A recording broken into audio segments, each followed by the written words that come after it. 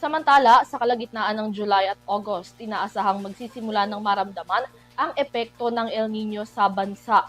Ayon kay Senador Kiko Pangilinan, pangunahing maapektuhan nito ang mga nasa sektor ng agrikultura. Bilang hakbang, nais ngayong tiyakin ng Senador ang mga magiging aksyon ng iba't ibang ahensya ng pamahalaan para suportahan ang kabuhayan ng mga magsasaka at mangingisda. Narito si Cristina Pontejos para sa balita. Naghain si Senator Kiko Pangilinan ng panukalang resolusyon upang siyasatin ang kahandaan ng pamahalaan sa banta ng El Nino.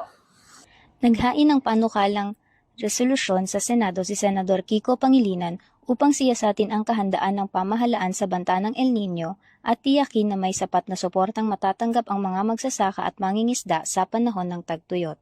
Sa ilalim ng proposed Senate Resolution No. 515 na inihain ng Senador, hinihiling ang isang Senate inquiry upang suriin ang kahandaan ng mga ahensya ng pamahalaan, kabilang ang Department of Agriculture o DA, National Irrigation Administration o NIA, Philippine Crop Insurance Corporation o PCIC, Bureau of Fisheries and Aquatic Resources o BFAR, at iba pang kaukulang ahensya sa pagtugon sa inaasahang epekto ng El Nino.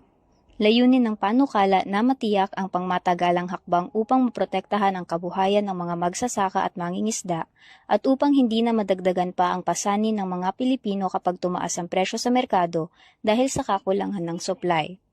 Ayon sa resolusyon, ang pagbaba ng ulan at kakulangan sa supply ng tubig ay maaaring magdulot ng pagbaba ng produksyon sa agrikultura, paghahayupan, pangingisda at aquaculture na maaaring magresulta ng pagtaas ng gasto sa produksyon, pagbaba ng kita ng mga magsasaka at mangingisda, at pagtaas ng presyo ng pagkain. Binigyang diin din sa panukala ang pangangailangang tiyaking handa ang mga programa ng pamahalaan sa irigasyon at pamamahala ng tubig, pamamahagi ng binhi, crop insurance, credit assistance, suporta sa livestock at fisheries, at iba pang contingency measures upang mabawasan ang epekto ng El Nino sa sektor ng agrikultura at sa supply ng pagkain sa bansa. Para sa EuroTV News, ako si Cristina Pontejos, sumasaludo sa bawat Pilipino.